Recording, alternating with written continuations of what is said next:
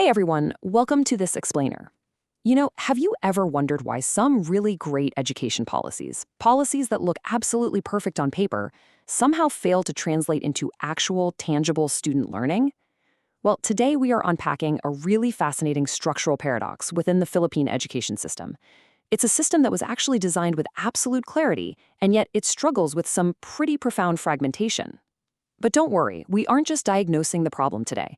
We're actually going to explore a proposed structural blueprint that is designed to completely rewire the whole thing.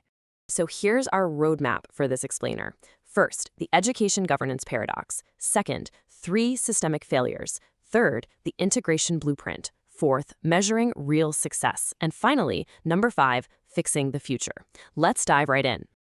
All right, Section 1, the education governance paradox, clarity on paper, fragmentation in practice. To really grasp what's going on with the system's current state, we have to look at how it's formally organized. On one hand, you've got the Department of Education, or DepEd. Now, their mandate is incredibly clear, right? Basic education, ensuring access, and delivering the curriculum. On the other hand, you have the Commission on Higher Education, or CHET, and they handle higher education, quality assurance, and standards. Now, on paper, having specialized agencies for specialized learning stages makes total sense. But here is the catch. When these agencies operate in isolated silos, you end up with massive blind spots. A high school student trying to transition to college often faces totally misaligned expectations. So, ironically, the institutional clarity actually creates system-wide fragmentation. And there's this great quote that brilliantly illustrates this compounding issue.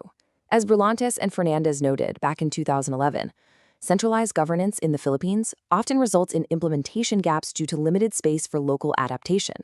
So what does that actually mean for a real student? Well, a highly standardized curriculum drafted in the capital might completely miss the specific socioeconomic or cultural needs of a rural province. You get these uniform national policies, but wildly uneven realities in actual classrooms. Moving right along to Section 2, 3 systemic failures, where the cracks appear in the foundation. If you think of the education system as a giant building, well, here is exactly where the architecture is failing. The research identifies 3 interconnected cracks in the foundation. First step is vertical misalignment. Basically, without seamless coordination, there are really weak links between what a student learns in basic education and what colleges actually expect them to know. Second is governance fragmentation. You have these independent agencies operating without shared accountability. Think about it. If a student fails in college because high school didn't prepare them, whose metric is that? Right now, nobody's.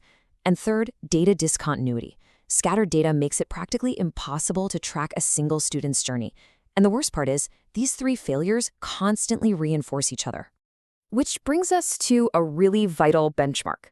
Back in 2019, the OECD stated that policy consistency across different education levels is crucial for improving how the system works. That is the global standard for policy coherence. Unfortunately, it's a standard the Philippine system just hasn't reached yet. And without it, honestly, even the best-intentioned reforms are just going to fall flat. All right, Section 3, the integration blueprint, building bridges between silos. So the big question is, how do we shift from that fragmented model to a unified framework? Well, this proposed integrated education governance blueprint is built on 4 core design principles. Number 1, system coherence, literally synchronizing DepEd and CHED policies. Number 2, outcome-based governance. This means shifting the focus away from just checking administrative boxes and instead measuring real student learning gains. Number 3, data integration for unified tracking. And number 4, shared KPIs. Essentially, both agencies must operate under a common framework that defines success together. To actually make these principles a reality, the blueprint proposes a brand new structure, the National Education Coordination Council, or the NECC. This council would function as a joint governance body, bringing together DepEd, CHED, and TESDA, which is the Agency for Technical and Vocational Education. The NECC would be this crucial bridge, responsible for approving cross-level policies, aligning curriculum standards, and ensuring system-wide coherence. Basically, it forces the silos to sit down, talk to one another, and actually share responsibility. Let's look at how this translates into an actual policy cycle to solve that centralization problem we talked about earlier. The blueprint proposes a 3-step cycle. Step 1 is centralized design, which gives you that national coherence. But step 2 is the real game changer, a regional pilot. This is a contextual check to see if the policy survives contact with diverse local realities. Then, only after it succeeds locally, does it move to step 3, national scaling, which is backed by continuous, data-driven refinement. It's kind of the perfect balance between maintaining national standards and allowing for local responsiveness. Which leads us to Section 4, Measuring Real Success, the KPI architecture. Now, all these structural changes literally mean nothing if we can't measure them, right? Enter the Tier 1 governance dashboard. Notice how it's entirely unified. No more DepEd data over here and CHED data over there. We measure access and retention by tracking a student from enrollment all the way to completion. We measure learning outcomes via test scores and global benchmarks like PISA. We track transitional alignment to ensure high schoolers are actually ready for higher education. We gauge teacher effectiveness through tangible student gains, and governance efficiency by asking a simple question: are these policies actually being executed? This right here is shared accountability in action.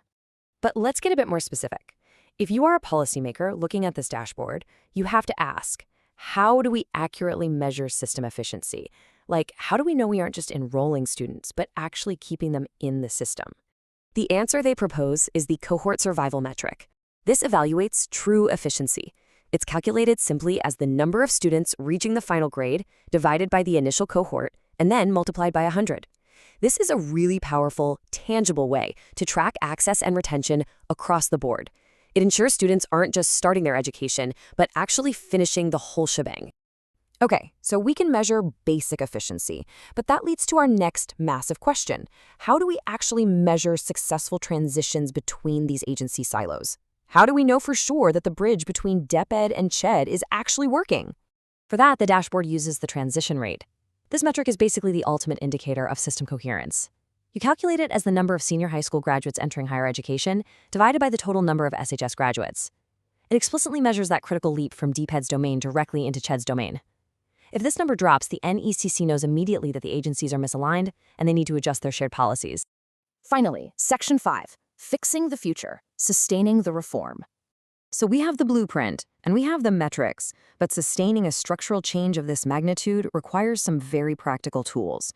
First and foremost, none of this shared accountability works without a single, shared DepEd-CHED data platform. This is what enables real-time KPI tracking and automated reporting. You simply cannot eliminate bureaucratic silos if your databases refuse to talk to each other. A unified system is absolutely non-negotiable for evidence-based decision-making. But let's be real, a data platform alone doesn't just magically overcome human and bureaucratic resistance. That's why the framework proposes an advanced layer incentive model. How do you get massive agencies to change their behavior? Well, you tie performance directly to outcomes. High-performing regions receive increased funding. Schools showing sustained learning gains get special incentive allocations. And crucially, leadership compensation is tied directly to KPI achievement.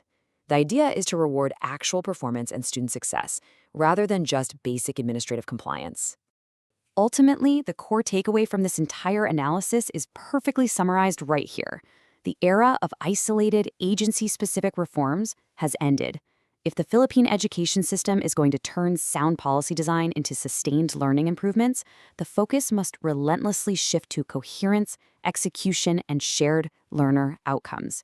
Because as we've seen, fragmented governance will always weaken reform impact. Which leaves us with this one final thought. We have the data, we know the structural flaws, and we have an integration blueprint ready to go. So now that the challenge is no longer identifying what is broken, are policymakers ready to commit to the coordinated action that finally makes reform effective? It's a massive question of political will, and the future of millions of learners depends on the answer. Thank you so much for joining me for this explainer, and keep asking those big questions.